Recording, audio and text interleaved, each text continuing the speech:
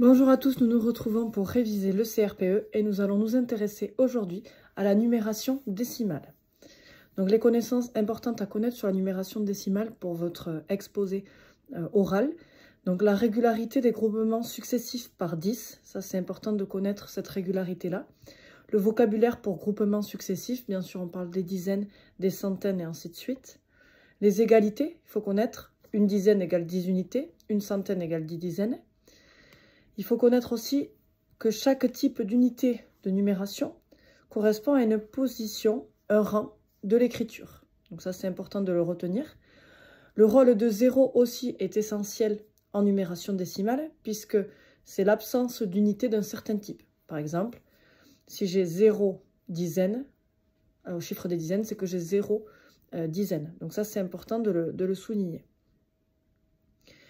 Il y a l'activité aussi, l'activité qui permet de comprendre le système. Donc pour les élèves, on va devoir utiliser plusieurs types d'activités pour apprendre la numération décimale. On va pouvoir utiliser la monnaie avec un principe de groupement, d'échange, avec des pièces de 1 euro, des billets de 10 euros et des billets de 100 par exemple. Donc là, ça va être intéressant. Bien sûr, il faut le faire qu'avec des 1 euro, 10 euros, 100 euros pour que ça ait du sens. Ensuite, on va avoir le boulier. Donc c'est un matériel de numération qu'on va utiliser assez régulièrement, avec bien sûr soit au départ pour les dizaines et ensuite pour les centaines. On a aussi le recours à un matériel de numération composé de plaques, de barres, de cubes ou un tableau de numération qui peut être une aide pour les élèves. Pour comparer des nombres entiers, il y a des procédures personnelles, comme par exemple représenter ces nombres par des quantités, 2 groupements de 1000 par exemple. Raisonnement, il y a 2 milliers et 3 centaines dans chaque nombre. Donc ça, c'est une procédure personnelle de raisonnement. Mais il y a 6 dizaines et 4 dizaines seulement dans le premier. Donc le premier nombre sera inférieur au second nombre. Ensuite, on a les procédures expertes de comparaison des nombres. La procédure 1, le plus souvent enseignée. Alors, étape 1, si les nombres n'ont pas le même nombre de chiffres, le plus grand est celui qui a le plus de chiffres, bien évidemment. Étape 2, si les nombres ont le même nombre de chiffres, on regarde le chiffre le plus à gauche. S'il est différent, le plus grand est le nombre le plus grand. S'il est égal, on regarde le chiffre suivant et on fait de même. Donc on prend le chiffre à gauche. Si par exemple j'ai 3780 et 4780, je vois que le 4 est plus grand que le 3, donc je sais que 4780 est plus grand que 3780. Mais si j'avais eu 4200 et 4100 par exemple, j'aurais vu que le premier chiffre 4 est le même à gauche, donc je serais passé au second. Donc j'aurais eu un 2 et un 1, donc le chiffre qui contenait le 2 au niveau des centaines aurait été le plus grand des deux. Donc aurait été le nombre le plus grand au final, celui qui avait 4200. La procédure numéro 2, qui est plus simple, c'est d'avoir un imagier des nombres écrits l'un sur l'autre.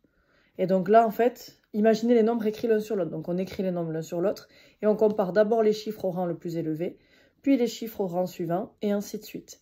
Si les chiffres différents, on sait lequel est le plus grand. Alors attention à bien aligner et à bien imaginer les bons nombres. Par exemple, si j'ai un nombre qui est 52 800 et qu'un autre nombre c'est 5800, il faut bien que j'aligne et que mon 5 il soit en face de rien sur le deuxième nombre, parce que si j'aligne 5 et 5, ça va me fausser. 5280 par exemple, il faudra bien que 52 800, il faudra bien que ce soit 52800, et si j'ai 5000, que je décale et qu'il y ait bien un 0 en premier chiffre, donc on verra que le premier nombre est le plus grand.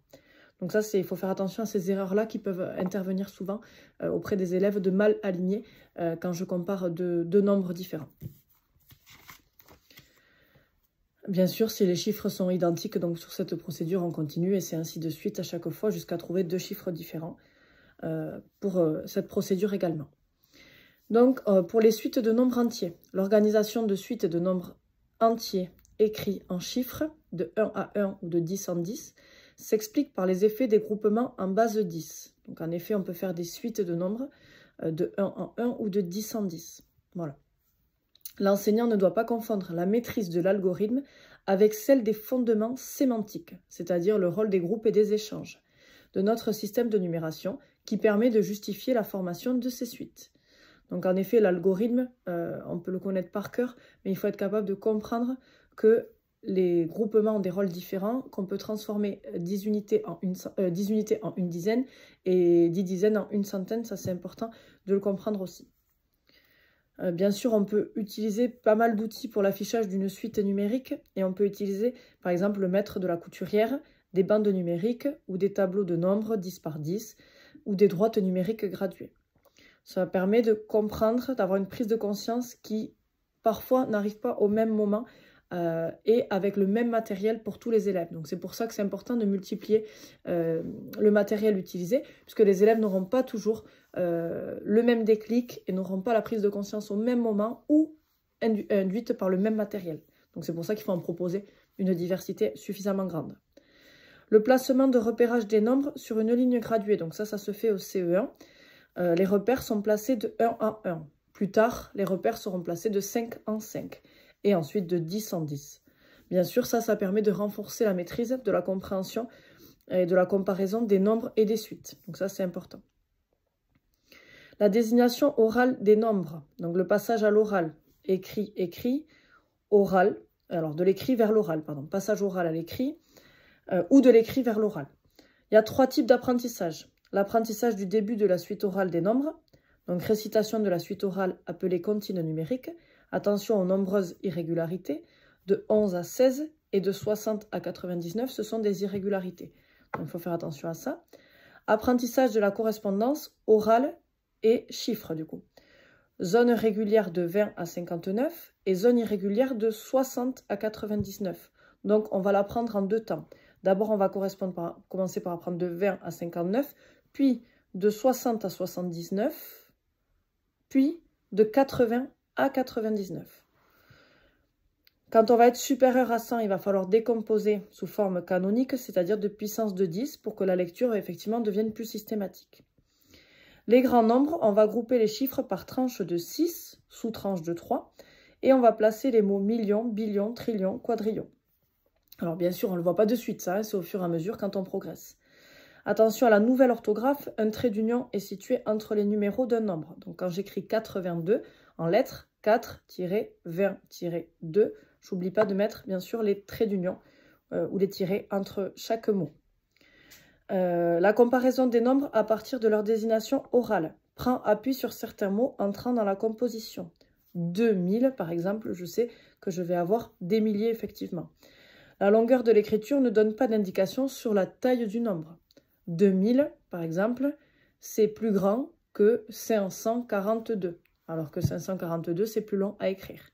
Donc ça, c'est important aussi que les élèves le comprennent bien, ça peut être une source d'erreur. Donc il faudra bien sûr faire plein d'exemples pour que les élèves comprennent que le nombre n'est pas plus grand en fonction de la taille de son écriture, mais bien en fonction du groupement, du nombre d'unités. Par exemple, si c'est des milliers, ce sera plus grand que des centaines.